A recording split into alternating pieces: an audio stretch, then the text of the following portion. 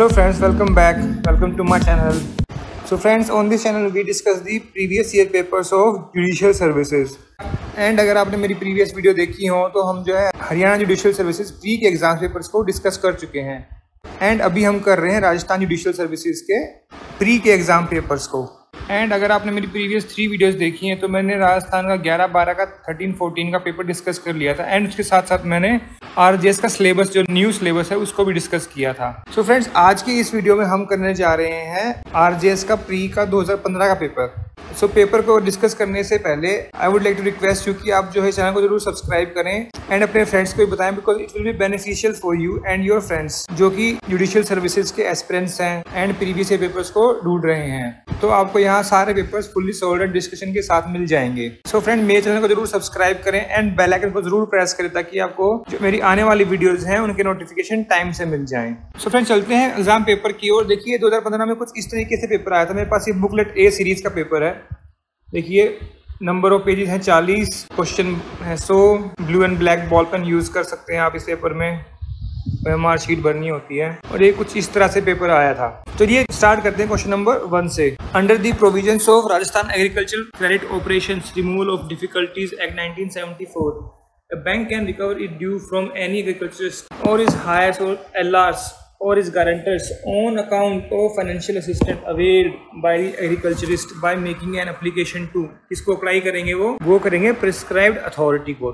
तो उसमें प्रिस्क्राइब किया हुआ है, एक अथॉरिटी बनाई हुई है, तो उनको आपने रेफर करना है। सो फ्रेंड, पेपर को करने से पहले आप जो है एक बार सिलेबस जरूर देखिए बिकॉज अब जो है सिलेबस चेंज हो चुका है। ये सिलेबस जो पुराना सिलेबस है 2018 से पहले, उसमें जो है अराउंड 40 बेरेक्स को पढ़ना पड़ता था। तो उसमें जो क्वेश्चन पूछे हुए हैं आप ये क्वेश्चन जो है देख सकते हैं फॉर योर जीके, बट अब जो है या तो प्री एग्जाम में आते हैं ना ही मेंस एग्जाम में आते हैं, बट जब आप जज बन जाएंगे तब आपके काम आएंगे। So for GK we are discussing these as well. So first question का आंसर रहेगा 3।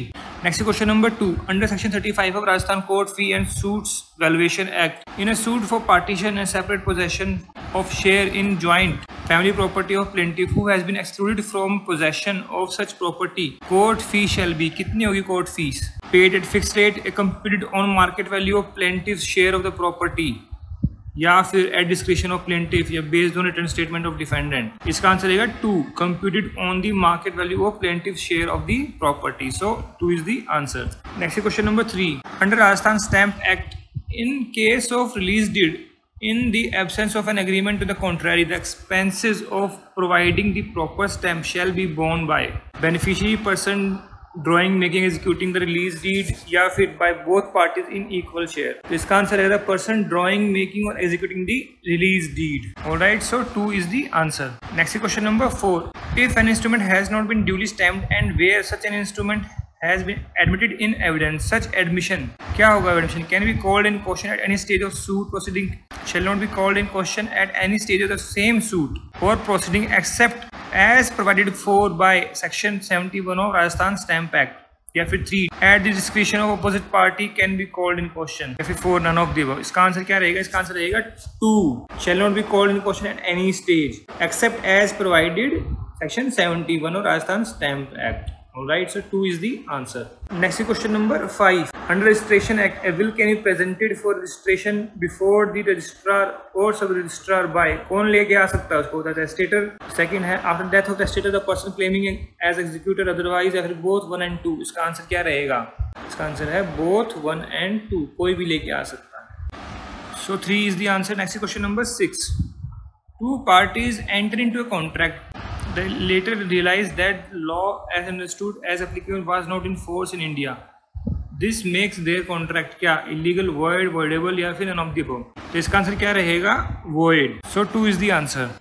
Next question number 7, acknowledgement after the expiration of period prescribed under the Indian Limitation Act for a suit or application is of no effect, give rise to independent enforceable contract, is of great value या फिर none of the above। इसका answer रहेगा is of no effect। So 1 is the answer। And acknowledgement कहाँ पर mention है limitation act में, ये mention है आपके सेक्शन 18 में। ऑलराइट, एंड सेक्शन 18 का सबसे फेमस केस कौन सा है, तिलक राम वर्सेस नथू, ठीक है ना, कहीं भी एग्जाम में आ जाए ये जरूर लिखना है। Alright, so 1 is the answer। Next question number 8, time limit for disposal of petition filed under section 9 of Rajasthan and control act कितना है, within period of 240 days on date of service of notice on tenant, या फिर 12 months on date of service notice to tenant, या फिर 6 months या फिर no limitation. इसका answer कितना रहेगा? इसका आंसर है 240 डेज। और ये कौन सा सेक्शन में लिखा हुआ है? सेक्शन 9 में ही लिखा हुआ है। Alright, so 1 is the answer. Next question number 9, subject to contract between the partners, firm is dissolved कब? फर्स्ट ऑप्शन है if constituted for a fix period at the expiry of the term. Alright, if constituted to carry out one or more adventures undertaking by completion thereof, yes, by death of partner, या फिर all of the above. इसका answer क्या रहेगा? All of the above. Okay, so 4 is the answer. Next question number 10, finder of lost goods under Indian contract act is a. क्या होता है? Bailor, surety, bailee, none of the above. इसका answer क्या रहेगा? बेली। ये कहाँ पर मेंशन है? आपके मेंशन है सेक्शन 71 में, इसका इंडियन कॉन्ट्रैक्ट एक्ट के। Alright, so 3 is the answer. Next question number 11, under Rajasthan right to hearing act 2012 a complaint can be filed regarding grievance relating to service matter of a public servant, a matter in which any court tribunal has jurisdiction, या फिर any matter under right to information act. तो इसका answer है none of the above, 4। So 4 is the answer. Next question number 12. In which of the following cases has Supreme Court ruled that the member of transgender community who are neither male nor female at time of birth are recognized as third gender for the purpose of the safeguarding and enforcing appropriately their fundamental and other legal, social, economic rights guaranteed under the Constitution? Alright, तो कौन सा case है? Ramvilas Singh, state of Bihar, या फिर Lily Thomas, या फिर NALSA versus union of India, none of the above. इसका answer है NALSA. So 3 is the answer. Next question number 13, article 21A कौन से अमेंडमेंट एक्ट से इंसर्ट किया गया था? ये आया था 81st amendment act. So first is the answer. Alright, next question number 14, which the following is correct statement in so far as section 20 of CPC is concerned? Suit has to be instituted in the court of the lowest grade competent to try. ये कहाँ पर mention है? ये mention है section 15 में। Alright. Next, suit has to be instituted in the court within the local limits of whose jurisdiction dependents actually voluntarily resides or carries on business. ये का mention है, ये मेंशन सेक्शन 20 में। ठीक है, अब नेक्स्ट ऑप्शन है within the local jurisdiction the course of action Holi और पार्टली अराइजिंग। ये भी सेक्शन 20 में ही मेंशन है। सो फ्रेंड्स, इस क्वेश्चन में जो है ना, पहला वाला जो है सेक्शन 15 का है, लेकिन यहाँ पर देखिए सेक्शन की सारा का सारा जो है सेक्शन 20 का होना चाहिए, बट ऐसा नहीं है। बट फिर भी यहाँ अगर जब 2 ठीक है तो हमें क्या लगाना? Option all of the above are correct. So इसको हम 4 लगाएंगे। So 4 is the correct answer in this question. Next question is question number 15. In which of the following cases did the Supreme Court uphold the validity of the CPC Amendment Act 1999 and 2002? तो कौन सा था? वो था Salem advocates bar association versus union of India. Alright, so 3 is the answer. Next question number 3, an appeal under order 43 CPC shall lie from which of the following orders? अब ये question answer करने के लिए आपको पता होना चाहिए व्हाट इज ऑर्डर 43। ऑर्डर 43 है अपील फ्रॉम ऑर्डर्स। तो कौन कौन से इसमें आ सकते हैं? Rule 11 of order 7 rejection of plaint, rule 9 of order 22 refusing to set aside the payment of dismissal of suit, या फिर rule 1 of order 8 not permitting the defendant to present written statement, या फिर rule 5 of order 14 refusing to strike out the issue at the instance of either party। इसका answer क्या रहेगा? इसका answer रहेगा rule 9 of order 22। And ये कहाँ पर मेंशन है? ये मेंशन है आपके रूल 1 की क्लॉज के में। Right, so 2 is the answer. Question number 17, statement A statement where the access and use of light or air to and for any building have been peacefully enjoyed therewith as an easement without interruption and for 20 years. Right to such access and use of light or air shall be absolute. Statement B here, a right to free passage of light and air to an open space of ground cannot be acquired by prescription. इसमें कौन सी statement correct है? Both correct हैं, तो इसका answer रहेगा both statements are correct. Alright, so 3 is the answer. Next question number 18. Which of the following statement is correct? In a suit for specific performance of contract for transfer of immovable property, the court cannot grant partition and separate possession of the property. Next option, in a suit for specific the plaintiff cannot alternatively ask for refund of earnest money or deposit made by him. Third, a court while refusing to grant specific performance of the contract cannot grant refund or earnest money paid by the plaintiff unless it has been specifically claimed. All of the above are correct. ये तो option बनेगा ही नहीं because these two are contrary. इसका answer क्या रहेगा? फिर कौन से करेक्ट स्टेटमेंट करेक्ट है? 3 is the answer. Question number 19. Which of the following is not required to be compulsory compulsorily registered. इसका registration जरूरी नहीं. Instrument creating, declaring right, trust above than 100 rupees तो compulsory है. Wills in respect of immutable property. ठीक है, तो आगे देखने की जरूरत ही नहीं है. So 2 is the answer. Will कभी भी कंपल्सरी रजिस्ट्रेबल नहीं होती है. आगे अगर ऑप्शन देखें तो आप देख सकते हैं lease of immovable property term exceeding 1 year. 11 महीने की इसीलिए करवाते हैं लीज ताकि वो रजिस्टर ना करनी पड़े. आगे क्या है, instrument transferring any decree of a code when such decree purpose to create right immovable property of ₹100 and above. दोनों तो करवानी पड़ेगी. So 2 is the answer. Next question is question number 20. In which of the following mortgages the mortgagor is required to deliver the possession of the mortgage property to the mortgagee? तो कौन सा होता है? That is usufructuary mortgage. So 3 is the answer. And mortgage की definition and types कहाँ पर mention है? ये mention है section 58 of TPA में. Next is question number 21. तो इस क्वेश्चन में दोनों स्टेटमेंट ए क्या कहती है? Every transfer of immovable property made with the intent to defeat or delay the creditor of the transferor is void. Statement B कहता है every transfer of immutable property made without consideration with intent to defraud a subsequent transferee is void. Statement क्या है, correct है या incorrect है? देखिए देखने में तो बिल्कुल करेक्ट लग रही है but these are incorrect. Why? Because these are voidable. Both are voidable. ठीक है ना, void नहीं होता, voidable है option of the person defrauded. जिसका फ्रॉड हुआ है उसके ऑप्शन पर वो void करवा सकता है, पर इट मीन्स क्या है, voidable होती है, void नहीं होती है ये. ठीक है, so 4 is the answer. Next question number 22. Which of the following statement is correct in so far section 9 of the arbitration and conciliation act 1996 is concerned? A party may apply to court for interim measures during the pendency of the arbitration proceedings only. A party may apply to the court seeking appointment of receiver by way of interim measure even after the making of arbitral award by the arbitral tribunal. Third, a party cannot apply for interim measures before the commencement of arbitral proceedings. For all the above are correct. 4 option तो correct हो ही नहीं सकता because 2 statement जो है वो कॉन्ट्रैरी हैं. तो इसका करेक्ट आंसर क्या रहेगा? 2. Alright, so 2 is the answer. Next question number 23. The period of 3 years is prescribed under article 137 of Limitation Act in case no other period of limitation is provided for filing any what suit, appeal, application और proceedings. ये है application के लिए. So 3 is the answer. Suit के लिए कहाँ mention है? Mention है आर्टिकल 113 में. एप्लीकेशन का है 137. Alright. So 3 is the answer. Next question number 24. In community period of limitation for any appeal, the day from which is period to be reckoned shall be included. ये नहीं, ये तो excluded होता है. अब नेक्स्ट स्टेटमेंट है the day judgment complaint was pronounced and the time requisite for opening the copy of decree shall be excluded. So ये वाला करेक्ट है एंड ये वाला इनकरेक्ट है. So B is correct. So 2 is the answer. Alright, next question number 25. Which is the following is correct as per section 22C of legal services authority act? Any party dispute may, after the dispute is brought before any court, may make an application to permanent local adalat for settlement of dispute. Second option है PLA shall not have jurisdiction in respect matter relating to an offence not compoundable under any law. 3 है PLA shall have the jurisdiction only in such matter where the value property dispute is more than 10 lakh rupees.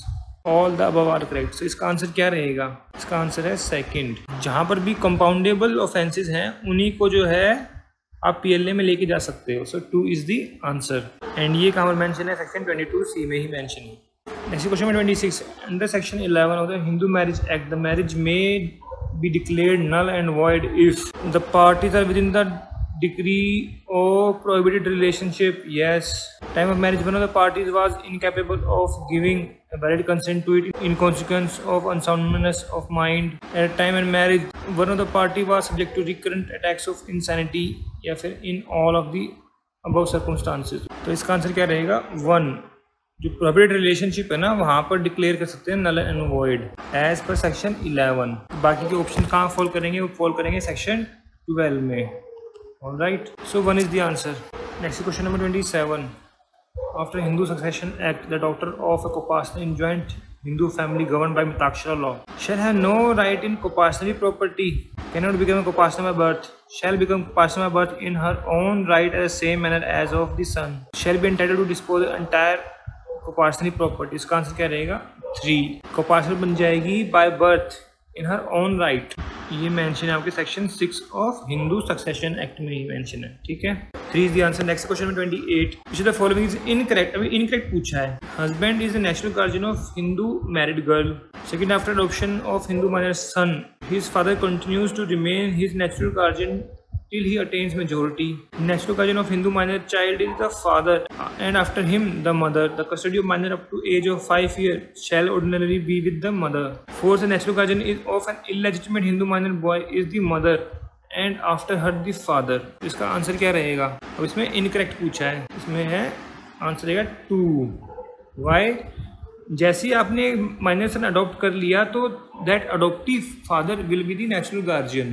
बाकी सब correct है, so 2 is the answer. Next question number 29, Hindu wife is entitled to claim maintenance after the death of her husband from her father in law. अब ये section कौन सा है? 25, 24, 19, 10। ये section है section 19, so 3 is the answer. Next question 30, as per section 2Q protection of women from domestic violence act, respondent means and includes. अब respondent कौन होता है बताइए? Any person who is in a domestic relationship with the aggrieved person and against the aggrieved person has sought relief under the act, या फिर male partner when aggrieved female is living in relationship with him in the nature of a marriage, या फिर female relative of the husband of the aggrieved wife seeking their removal from shared household। इसका answer रहेगा 2, male partner जो live in में रह रहा है वो भी। Alright, so 2 is the answer. Next question number 31, as per section 3 of Rajasthan land control act, chapter 2 and 3 thereof do not apply to, किस पे अप्लाई नहीं होते? The premises let out after the commencement of the act for a period of 2 years through a registered deed. The premises let out to a multinational company having paid up share capital less than 1 crore. Let out for residential purpose, the monthly rent whereof is rupees 4,000 in case the premises situated in municipal area of Jaipur city. या फिर premises belonging to government company as defined under Companies Act। इसका answer क्या रहेगा? इसका answer रहेगा 4, ठीक है। Government company पे अप्लाई नहीं होता है। नेक्स्ट क्वेश्चन में 32, अब इसे बताना है not correct. So far section 242 Rajasthan tenancy act 1955 is concern, civil court can frame the issue with regard to tenancy rights in agricultural land and submit the record to the appropriate revenue court for decision on that issue only, या फिर may or may not accept the finding of revenue court on the issue referred to it. The finding of revenue court on issue referred to it shall be deemed to be part of finding of civil court for the purpose of appeal. Civil court cannot decide the issue which were referred to the revenue court. इसमें क्या answer रहेगा? इसका answer है 2, civil court may or may not accept the finding revenue court on the issue referred to it, ठीक है। अब उसने refer कर दिया, अब जरूरी नहीं कि उसकी माने, कोर्ट अपना डिसाइड कर सकता है। So 2 is the answer. Next question number 33, which of the following is not the judicial matter under section 23 read with first schedule of Rajasthan land revenue act 1956। First option है regularisation of unauthorised occupation, dispute with respect to right of grazing cattle on pasturage land. Third है settlement of boundary disputes, या फिर mutation upon succession. तो इसका answer क्या रहेगा? 1। पूछा not the judicial matter, regularisation of unauthorised occupation, ये किसका काम होता है? ये है गवर्नमेंट का काम है, ठीक है, जुडिशियल मैटर नहीं है ये। So 1 is the answer. Next question number 34, the general rules civil 1986 have been framed, किसने फ्रेम किए? राजस्थान हाई कोर्ट अंडर 227, या फिर गवर्नर ने अंडर 166, या फिर चीफ जस्टिस ने 229, या फिर स्टेट गवर्नमेंट 309। ये फ्रेम किए गए हैं high court under 227, so 1 is the answer. Next question number 35, which is not an essential ingredient of gift under Mohammedan law? First, a declaration of gift by a donor, ये तो होना चाहिए। Acceptance of gift express implied on behalf of donee, delivery of possessions that to of the subject gift by the donor to the donee, a written deed of gift, क्या essential नहीं है written deed, हिबानामा लिखना जरूरी नहीं है। So 4 is the answer. Next question 36, which of the following is correct statement of law as per section 82, 83 CRPC? Court may order attachment of property belonging to an accused before declaring him a proclaimed offender. The court may order attachment of property of a person after publication of a written proclamation under section 82 requiring him to appear before it. Court may order attachment of property of a person regardless of whether or not he has been declared proclaimed offender for none of the above. इसमें correct क्या है? तो इसका answer रहेगा 2। May or attachment after publication of written proclamation under section 82, तो इसका answer रहेगा 2। Next question number 37, which of the following irregularities of magistrate not empowered by law to do so विशेड the proceedings to hold inquiry under section 176 CRPC to make over a case under subsection 2 of section 192 to take cognizance of an offence under clause C subsection 1 of 190 to tender pardon to accomplice under section 306, तो इसका answer रहेगा 3। और ये कहाँ पर mention है? ये mention है आपके सेक्शन 461 के क्लॉज के में, है ना। अगर ये यहाँ एक का ए और बी लिखा होता तो वो आता सेक्शन 460 में, ठीक है ना। ए एंड बी है 460 में, बट सी वाला ये मेंशन है 461 के में। So 3 is the answer. तो देखिए नेक्स्ट क्वेश्चन है question number 38, which are the following irregularities of a magistrate not empowered by law to do so does not vitiate the proceedings. Previous question में हमने बात करी थी इरेगुलरिटी जो vitiate कर देंगे प्रोसीडिंग्स को, अब यहाँ है जो कैन नहीं करेंगे। और ये कहाँ पर मेंशन है? ये मेंशन है आपके सेक्शन 460 में। ऑलराइट, जो फर्स्ट ऑप्शन है calling of the court to exercise powers of revision under section 397 of CRPC, ये मेंशन है आपके सेक्शन 461 के क्लॉज पी में। फिर जो taking cognizance of offence under clause A and B, ये हमने प्रीवियस क्वेश्चन में डिस्कस किया था। अगर सेक्शन 190 का सब सेक्शन 1 का ए और बी है तो वो विशिएट नहीं करेगा, अगर सी होगा तो विशिएट करेगा। और ये कहाँ पर मेंशन है? ये मेंशन है आपके सेक्शन 460 की क्लॉज ई में, ठीक है। डिसीजन ऑन अपील, ये है मेंशन 461 के ओ में। ऑलराइट, एंड जो फोर्थ ऑप्शन है revision of an order passed under 446 CRPC, और ये मेंशन है आपके सेक्शन 461 के क्लॉज क्यू में। ऑलराइट, सो इसका आंसर क्या रहेगा फिर? 2। Okay, next question number 39, which of the following offence is cognizable, non bailable and non compoundable? कौन सा होगा?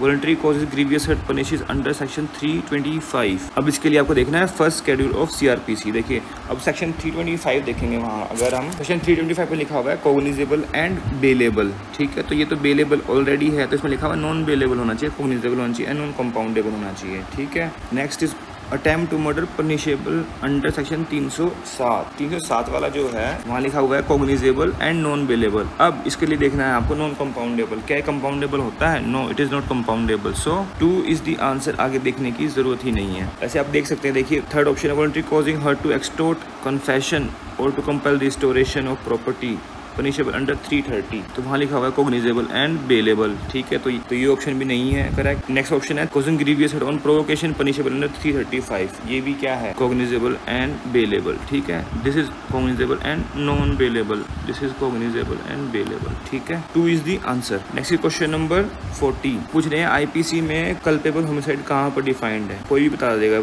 अगर इस क्वेश्चन का आंसर नहीं आता then it means you are not an advocate. Section 299, so 4 is the answer. Question number 41, statement of an accuse can be recorded on oath. क्या आप स्टेटमेंट ऑफ अक्यूज को ऑन ओथ रिकॉर्ड कर सकते हैं? First option है is not a correct statement of law. फिर है second under section 315 CRPC या फिर अंडर सेक्शन 313 CRPC। अब देखिए 313 कहता है कि जहां पर कोर्ट बुलाएगा अक्यूज्ड को एग्जामिनेशन के लिए, पावर टू एग्जामिन। 315 कहता है जहां पर accused person is competent witness, accused खुद दे रहा है विटनेस। ऑलराइट, एंड 391 क्या कहता है? 391 क्या? एपलेट कोर्ट में टेक फर्दर एविडेंस। इसका आंसर क्या रहेगा? इसका आंसर है अंडर सेक्शन 315, बिकॉज 315 में कहता है कि अक्यूज विटनेस जो है खुद रिक्वेस्ट देता है राइटिंग में कि भाई मैं विटनेस देना चाह रहा हूँ, तो उसकी स्टेटमेंट रिकॉर्ड कर सकते हैं ओथ पर। 315 में लिखा भी हुआ है may give evidence on oath, तो answer is 2।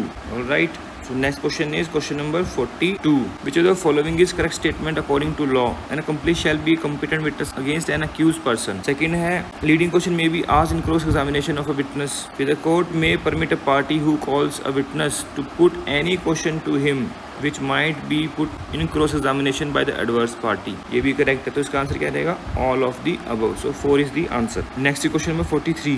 Burden of proof under section 101 Evidence Act goes on shifting as a trial proceeds. Second है never shift. Third है may shift. Fourth है 1 and 3 are correct. इसका answer क्या रहेगा? इसका answer है never shift. So 2 is the answer. Next question number 44. Proceedings under section 145 CRPC are initiated by the executive magistrate on the report of which of the following. आपको पता होना चाहिए 145 section क्या है CRPC का. देखिए 145 में लिखा है procedure where dispute concerning land or water is likely to cause breach of peace. वहाँ लिखा हुआ है whenever an executive magistrate certified from the report of a police officer. ठीक है, पहले पुलिस ऑफिसर रिपोर्ट देगा जी ऐसे ऐसे बात है, झगड़ा हुआ है लैंड पे या वाटर पे, तो वहाँ पर आपकी जरूरत है डिसीजन की. ठीक है, तो आंसर क्या रहेगा? 2 police officer. Next question number 45. In which the following judgement has the supreme court held that only those court within those territorial limits the drawing bank is situated would have jurisdiction to try the case for offence under section 138 of negotiable instrument act. तो कौन सा case था ये था Dashrath Roop Singh Rathod versus state of Maharashtra and another. 2014 का decision है supreme court का. So 2 is the answer. Next question number 46. Which of the following is correct statement of law as per section 138 and 142 of negotiable instrument act 1881. Cheque is to presented to the bank within period of 6 months from date it is drawn or within the period its validity whichever is earlier. Notice within 30 days of receipt of information from the bank regarding return of check as unpaid has to be served upon the drawer demanding payment of amount of money. On failure of drawer of such check to make payment within 15 days of receipt of notice, the payee or holder of check has to file complaint within 1 month thereof. ये भी correct है. इसका answer क्या रहेगा? All of the above. 4 is the answer. Next question number 47. The delay in filing of complaint under section 138 of Negotiable Instrument Act can be condoned. कहाँ condone कर सकते हैं उसको? अंडर सेक्शन 5 लिमिटेशन एक्ट या फिर 138 में, 142 में, 143 ऑफ नेगोशिएबल इंस्ट्रूमेंट एक्ट में. तो इसका आंसर क्या रहेगा? Section 142. Alright, so 3 is the answer. Next question number 48. In which of the following judgment the Supreme Court struck down section 66A of IT Act? तो ये केस था Shreya Singhal versus union of India. 1 is the answer. Next question number 49. According to section 25 of the Protection of Children from Sexual Offences Act 2012, statement of a child under section 164 CRPC to be recorded by the magistrate. कहाँ पर shall be recorded in presence of advocate of the accused, shall not be recorded in presence of the advocate of accused, shall be recorded in presence of IO, shall be recorded in presence of women police officer. The answer है 2. Shall not be recorded in presence of advocate of the accused. Alright. Next question number 50. Which of the following is not the duty of probation officer? कौन सी duty नहीं है? Supervise probationers placed under his supervision and where necessary endeavor to find them suitable employment. ये तो duty है. To advise and assist offender in payment of compensation और cost order by the court, ये भी duty है. To inquire into circumstances और home surroundings of any person accused of an offence, ये भी है. 4 है to arrange for lodging boarding of probationers. This is not a duty of probation officer. Alright, so 4 is the answer. Next question number 51. Which of the following condition as per the Protection of Children from Sexual Offences Act has to be adhered to while examining or recording statement of the child? कौन statement है ये? Statement of child shall be recorded at the residence of the child or the place where he usually resides or the place of his choice. Next है, as far as practicable, the statement should be recorded by a woman police officer not below rank of SI who shall not be in uniform. Next is investigating officer shall ensure that at no point of time the child comes in contact with any way with the accused. फिर 4 है all of the above. So इसका answer क्या रहेगा? 4. All of the above are conditions. Next question number 52. Private key and its mathematically related public key which are so related that the public key can verify a digital signature created by the private key is an asymmetric crypto system. means क्या होता है? की pair, both की, soft की, soft pair. तो इसका answer है की पेयर. और ये कहाँ पर मेंशन है? ये मेंशन है आपके section 2X of IT act. Next question number 53. A person who sends, generates, stores or transmit any electronic message or causes an electronic message to be sent, generated or stored or transmitted to any person is called. क्या बोलते हैं उसको? Sender, originator, generator, intermediary, उसको बोलते हैं originator. और ये कहाँ पर मेंशन है? ये मेंशन है आपके section 2ZA of IT act. So 2 is the answer. Next question is 54. What is the minimum and maximum sentence that can be awarded to accused guilty of second or subsequent offence of theft of electric lines and materials under section 136 of Electricity Act? Not less than 1, which may extend to 10, या फिर not less than 6, which may extend to 5 years, not less than 3 months, which may extend to 3 years, not less than 9 months, which may extend to 3 years. Fine भी है 1 lakh, 10,000, 50,000 and 1 lakh. इसका answer क्या रहेगा? Answer है 2, not less than 6 months, but which may extend to 5 years and 10,000 rupees का fine भी लगेगा. So 2 is the answer. Next question number 55. A police officer empowered to investigate cyber crime as per section 78 of IT Act must not be below the rank of. कौन सी rank वाला होना चाहिए? Sub inspector, inspector, DSP या फिर SP. ये हो सकता है inspector. So 2 is the answer. Next question number 56. In which of the following judgment did the Supreme Court set aside judgment of High Court of Delhi which decriminalized section 377 of the IPC? It was Suresh Kumar Kaushal versus Naj Foundation. ठीक है ना? 2014 Supreme Court. So 4 is the answer. Next question number 57. Which of the following acts constitute atrocity as defined in section 3(1) of SC/ST Prevention of Atrocities Act? Forcing to drink, eat inedible or obnoxious substances, yes. Intentionally insult, intimidating with intent to humiliate any place within public view, forcing or intimidating not to vote or vote of particular candidate or vote in manner other than provided by law. इसका answer क्या है? All of the above. 4 is the answer. Next question number 58. Benefit of probation to convict of an NDPS Act can be provided only if he is under 21 year of age, is convicted for offence punishable under section 2627, under 18 साल convicted for 2627, to any accused regardless of his age sentenced to rigorous imprisonment up to 10 years. For none of the above. तो इसका answer क्या रहेगा? 2. 18 साल से कम है और section 2627 में कन्विक्ट हुआ है. नेक्स्ट क्वेश्चन है 59. Who as per section 2(1) of JJ Act is juvenile in conflict with law? क्या होता है? Juvenile who is alleged to have committed offence and has not completed 18 year of age on a date of commission of such offence. Who alleged to have committed an offence has not completed 12 year of age on date of commission, या फिर 16 has not completed 16 years of age, has not completed 14 year of age. तो ये कौन सा माना जाएगा? Who has not completed 18 year of age on the date of commission of offence. Alright, so 1 is the answer. Next question number 60. Which of the following statement is not correct? बताना है कि इसमें नॉट करेक्ट. जहाँ भी not correct लिखा हो ना उसको जैसे अंडरलाइन कर लो ताकि दिखता रहे वो नोट. फर्स्ट ऑप्शन है 1 or more juvenile justice board shall be constituted by the state government for every district. JJ board shall consist of MM or JM, 2 social worker of whom one at least shall be woman. The order passed by JJ board in absence of any member at any state shall be invalid. The order passed by JJ board in absence of any member shall be invalid.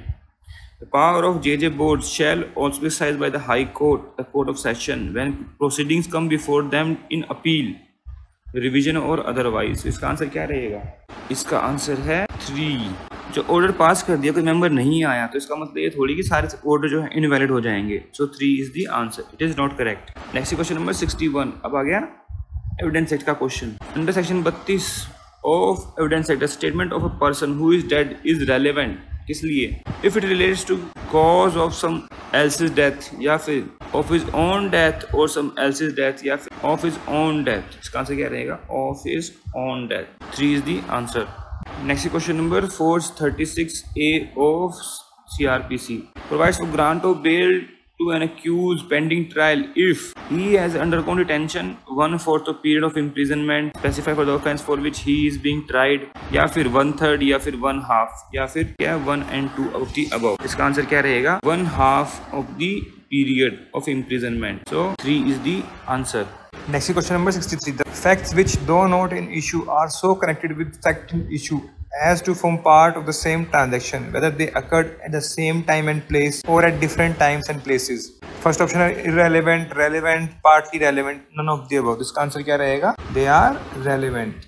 और ये कहाँ पर mention है? It is mentioned in section 6 of Indian Evidence Act. Alright. So 2 is the answer. Question number 64. Which of the following statements as per provisions of the Indian Evidence Act is not correct? अब देखिए यहाँ पर लिखा हुआ है not correct, तो उससे पहले हम क्या करेंगे, नॉट करेक्ट को अंडरलाइन करेंगे, क्या, ताकि हमारा क्वेश्चन अब ये होता है ना, कोई स्टेटमेंट करेक्ट लगी हमने उस पर ही जो है मार्क कर दिया, तो वो चीज ना हो, तो पहले ही नोट लिखा वहां पर उसको अंडरलाइन कर लेना चाहिए। फिर देखिए क्या लिखा हुआ है, facts which are inconsistent with any fact in issue shall not be relevant. अब ये स्टेटमेंट गलत है। Fact not otherwise relevant are relevant if by themselves or in connection with other fact they make existence or non-existence of any fact or relevant fact highly probable or improbable। ये ठीक है statement. any fact is relevant which shows or constitute a motive of any fact in issue or relevant fact, ये भी correct है। admission are not to constitute proof of the matter but of the matter admitted but they may operate as estoppel under the provisions of Indian Evidence Act। तो ये 3 statement correct है। तो देखिए पहली statement जो है वो इनकरेक्ट है, तो इसका आंसर क्या रहेगा 1, ठीक है। और ये कहाँ पर मेंशन, ये मेंशन है आपके सेक्शन 11 में, जहां पर कंसिस्टेंट और non consistent fact in issue है, कोई फैक्ट है with any fact in issue, तो क्या रहेगा, रेलेवेंट रहता है, ठीक है। और वहां पर क्या होता है, प्ली ऑफ एलिबाई, अगर आपने पढ़ा हो तो plea of alibi. Alright, so 1 is the answer. Next question number 65. Narcolepsy polygraph test and brain electrical activation profile test conducted against will of the person subjected to such test violates his right protected under Article 23 and right to personal liberty protected under Article 21 of Constitution of India was held by Supreme Court in which of the following cases? ये case था Selvi and another versus State of Karnataka. Alright, 4 is the answer.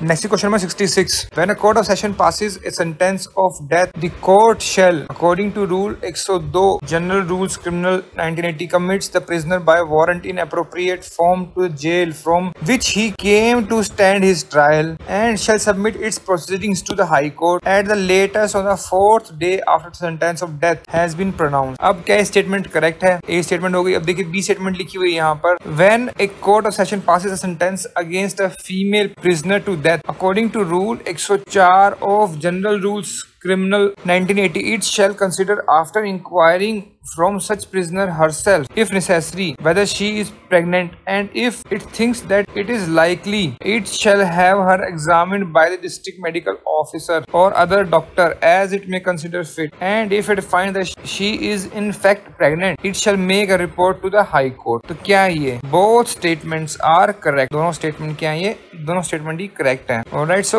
1 is the answer। इसका reason क्या है, इसका reason है section 416 of CRPC, because वहां लिखा हुआ है कि अगर कोई लेडी प्रेग्नेंट है, उसको डेथ सेंटेंस हुआ है, तो डेथ सेंटेंस को कम्यूट कर देगा हाई कोर्ट लाइफ इम्प्रिजनमेंट में, और वहां लिखा है शेल कम्यूट, मतलब मैंडेटरी है। Alright, next question number 67. How many kinds of punishments are provided in section 53 of the Indian evidence of the IPC? कितनी है? These are 5 in number. Alright, and अब देखिए वहां पर लिखा हुआ है 53 में फर्स्टली से secondly, thirdly, fourthly and then fifthly and then sixthly. अब इसमें से कौन सा नहीं है? तो थर्डली नहीं है। थर्डली कौन सा था? ट्रांसपोर्टेशन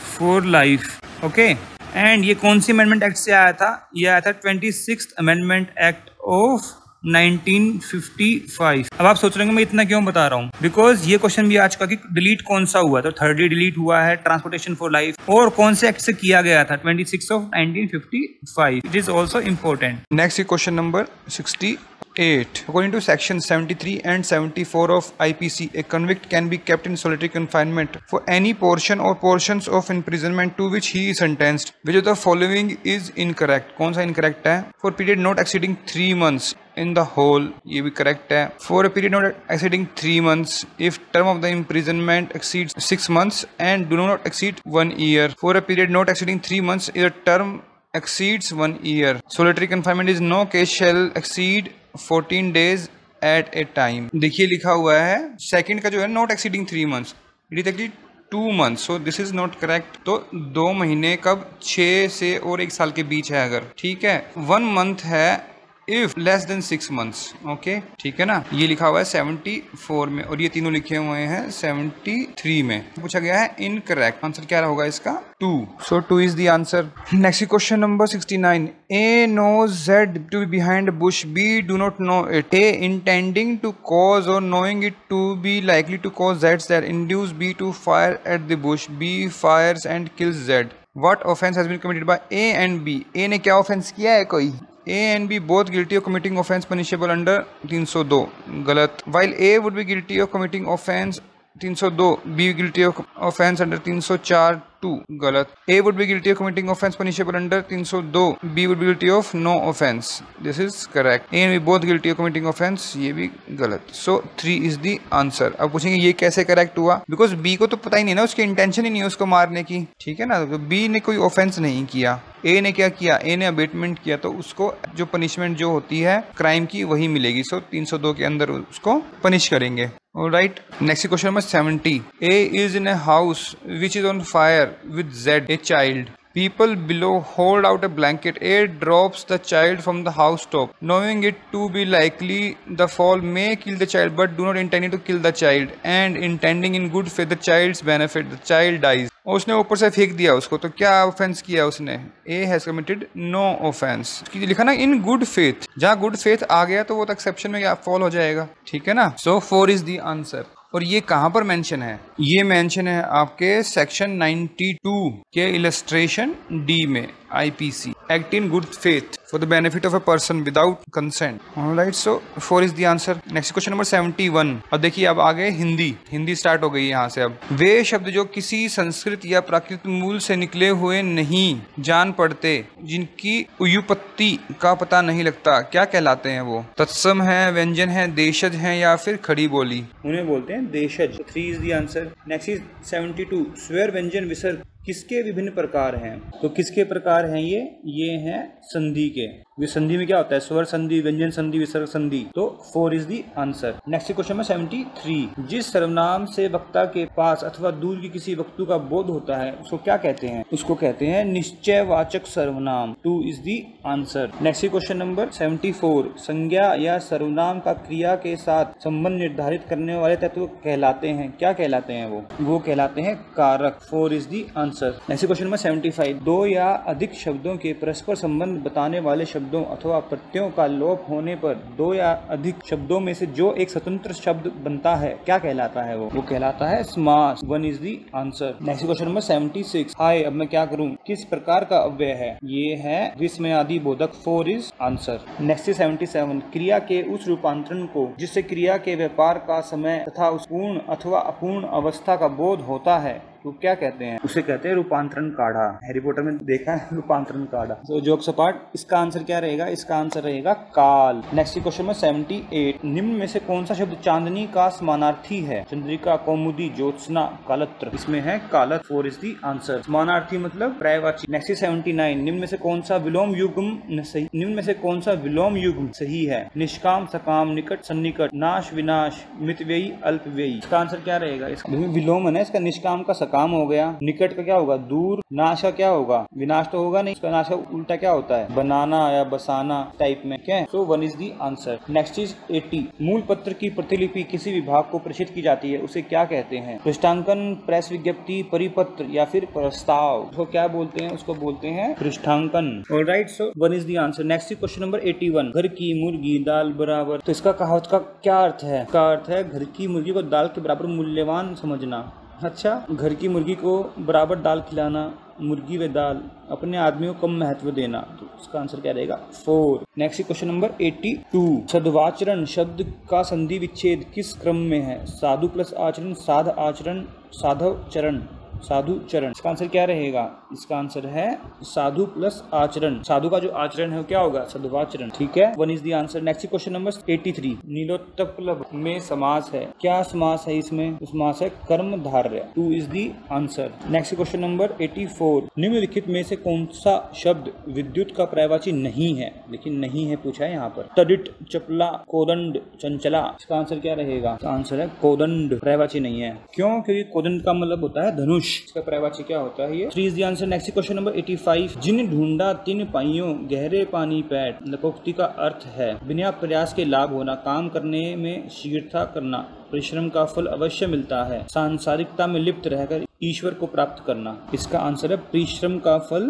अवश्य मिलता है। 3 इज द आंसर। अब आ गई English. Question number 86। I am pleading for the preservation of trees. तो ये कौन सा टेंस है? सिंपल प्रेजेंट टेंस है, past tense, present continuous, past continuous. I am है तो क्या होगा? Present continuous. सिंपल सी बात है। 3 इज द आंसर। इसी question number 87। Fill in the blanks with the correct form of verb. My sister saw a snake while she in the garden was walking, walks, is walking, were walk. क्या आना चाहिए इसमें? was walking. So 1 is the answer. Next question number 88. Pick up the correct synonym of the word stubborn. Stubborn का मतलब क्या होता है? easy, obstinate, willing, पेलिएबल। इसका मतलब है ऑब्स्टिनेट, मतलब अकड़ू। 2 is the answer. Next question में 89। Choose the word opposite in the meaning to the word arbitrary. Opposite देखना है इसका, आर्बिट्रेरी का। Dictatorial, autocratic, high handed, methodical. इसका आंसर क्या रहेगा? इसका आंसर है मेथोडिकल। 4 is the answer. और देखिए ईडियम्स पूछ लिए यहाँ पर 90 में। ए मैन ऑफ वेट, इसका मतलब क्या होता है? भारी आदमी, fat person, truthful and trustworthy man, man of importance, notorious man. इसका आंसर क्या रहेगा? Man of importance. 3 is the answer. Next question में 91। A fool's paradise, paradise of idiot, state of happiness for foolish reasons, live in the past, to remain in the state of daydreaming. इसका answer क्या होना चाहिए? A state of happiness for foolish reasons. So 2 is the answer. वो बोलते हैं ना Sheikh chilli के सपने, ख्याली पुलाव बनाना, ठीक है, हवा में किले बनाना। तो these are the things. So 2 is the answer. Next question में 92. Policeman said to us, where are you going? अब बताना हमने इसकी indirect speech. Policeman asked us, और लिखा देखिए आस्क्ड टू अस लिखा हुआ यहाँ पे, इसमें तो ये गलत हो गया यहाँ पर, ठीक है। तो इसमें पुलिसमैन इंक्वायरी कर रहा है हमसे। Policeman inquired where we were going. So 3 is the answer. Next question number 93। Call the first witness, said the जज। जज commanded them to call the first witness. जिसने क्या बोला? बुलाओ पहला विटनेस बुलाओ जी। इसका आंसर क्या रहेगा? जज कमांडेड, जिसने क्या किया? कमांड किया। सो 2 is the answer. Next is 94। She said to me, I shall play now. अब क्या? She told me that she should play now. She should play then. She would play now. She would play then. इसका answer क्या रहेगा? इसका answer है 4. She told me that she would play then. अब देखिए यहाँ पर थोड़ा सा ना कंफ्यूजिंग हो सकता है आप लोगों के लिए। अब सोच रहे हो कि शेल तो भाई शुड में कन्वर्ट होना चाहिए, तो फिर शी शुड क्यों नहीं आया? बिकॉज शेल जो है सिर्फ आई या फिर वी के साथ आता है, जहाँ पर अब शी बन जाएगा तो वुड हम लगाएंगे वहाँ पर। तो इस बात का ध्यान रखना है आपने, ठीक है ना। सो 4 इज द आंसर। अब बताना है इसमें पैसिव वॉइस। नेक्स्ट क्वेश्चन में 95 है। Someone gave her a bulldog. She was given a bulldog. Bulldog was given to her by someone. She has given a bulldog. She is being given a bulldog by someone. इसका answer क्या रहेगा? A bulldog was given to her by someone. So 2 is the answer. Next question number 96. Mona was writing a letter to her father. One is a letter was written to her father by Mona. A letter has been written to her father by Mona. Letter was being written by Mona to her father. Letter was written by Mona to her father. इसका answer क्या रहेगा? 3 was writing, मतलब writing है, उसने लिखा नहीं रहता है। अगर यहाँ था रोड लेटर तो रिटर्न हो जाता, ठीक है। तो was being return. So 3 is the answer. Next question में 97। ए क्या है? Dash rich should help dash poor. तो ए आना चाहिए, द एन या फिर दादा। इसमें आना चाहिए the rich should help the poor, मतलब रिच लोगों को पुअर लोगों की हेल्प करनी चाहिए। नेक्स्ट 98। डैश पीपल शुड ओबे हिज टीचर। इसमें क्या आना चाहिए? इसका आंसर रहेगा ए प्यूपिल, मतलब ये एक सीख है कि एक बच्चे को अपनी बात माननी चाहिए। So 1 is the answer. Next question में 99। Kalidas is dash Shakespeare of India. क्या आंसर रहेगा? 3 the Shakespeare of India. Next question number 100। What do you mean by एक्टस क्यूरी नेमिनम ग्रावाबेट? Person of action dies with the person, law holds no man responsible for the act of god, an act of court shall prejudice no man. So इसका answer क्या रहेगा? N act of court shall prejudice no one. So 3 is the answer. So friends, यहाँ हमने Rajasthan judicial services का pre का 2015 का paper जो है पूरा डिस्कस कर लिया है। अगर आपको इसमें कोई डिफिकल्टी लगी हो, कोई क्वेश्चन पूछने हो, तो आप कमेंट सेक्शन में जाकर भी क्वेश्चन पूछ सकते हैं। अगर कोई सजेशंस भी हो तो आप सजेशन भी दे सकते हैं। सो फ्रेंड्स, अगर आपको वीडियो पसंद आया तो जरूर लाइक कीजिएगा, शेयर कीजिएगा एंड हमारे चैनल को सब्सक्राइब जरूर करें, ताकि आपको सारे पेपर जो हैं डिस्कशन के साथ मिल जाएं। अब तो राजस्थान जुडिशरी का एग्जाम भी आने वाला है, नोटिफिकेशन आकर क्लोज भी हो गई है इसकी application. Hopefully we will discuss all the papers of Rajasthan judiciary before the exam. So friends, thanks very much for watching this video. मिलते हैं नेक्स्ट वीडियो में नेक्स्ट पेपर के साथ।